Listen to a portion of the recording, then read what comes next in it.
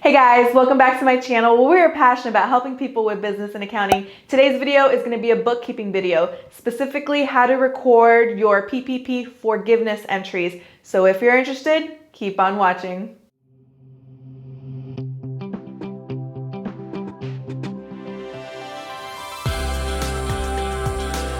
One of the most common questions I get asked is how to record the forgiveness piece in your QuickBooks Online.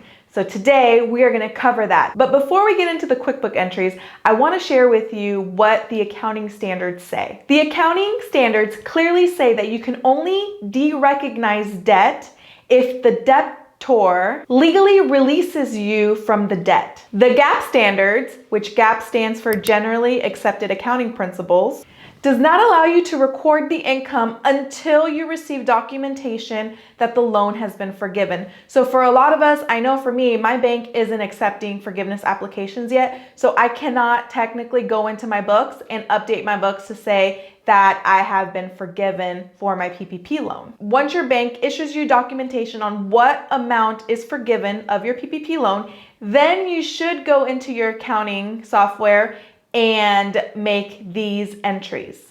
And guys, we can definitely expect further guidance on this because the IRS is saying that if the income is not taxable, then you cannot write off the expenses, which is really a roundabout way of not letting you write off the PPP loan. There's a lot of talk in Congress about this. Congress is saying the intent was for the income to be not taxable and for you to still be able to write off the expenses. So we are waiting on guidance on this. As it stands now, this is how I would do these entries. It may change, so keep that in mind. And if that does happen, I will do an update to this video and make sure that you guys are up to date with exactly how these entries should be done. So as it stands right now, this is how I would do the entries, but if it changes, then I'll let you know. So let's head over to QuickBooks and make these entries. So we're in our dashboard. The way that I am going to do this forgiveness entry is by using a journal entry. So you want to go to New, Journal Entry.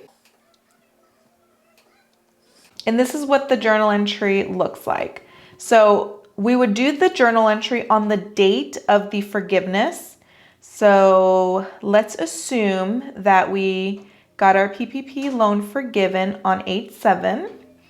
I would name this PPP forgiveness.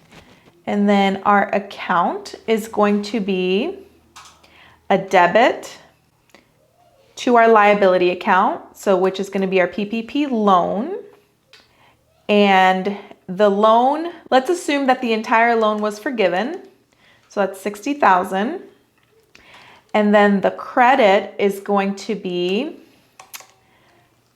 PPP loan forgiveness. We're going to add that. And the type of account is going to be an other income, other miscellaneous income, save and close. And then save and close. So now if we go to our chart of accounts, let's sort by PPP. So here is our loan. And you can see that here's the original deposit of the loan. And here's the forgiveness entry, which makes our balance 0. And if we go to our P&L for this company, and we scroll to the bottom, we'll see that under other income, we have our PPP. Now let's assume that the entire amount wasn't forgiven. So we have a PPP loan. Let's say we had EIDL. Let me go back into my chart of accounts and let's go to the journal entry. And I'm just gonna adjust it for 55,000.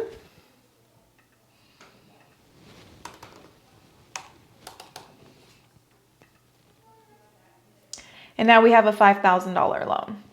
Now, I have a video on how to record your loan payments. I'm gonna link it up above. And once you start having to make payments on your PPP loan, you wanna refer to this video and do your entries that way. So now if we go to our P&L, we see that it changed that amount to $55,000. So that's it. It's pretty simple at this point. Once the IRS and the SBA and Congress all decide on how this is going to be treated, then we'll make an adjustment if we need to. I hope you found it helpful. If you did, please give it a like, subscribe to the channel if you haven't, share it with a friend, and we'll see you in the next one. Bye.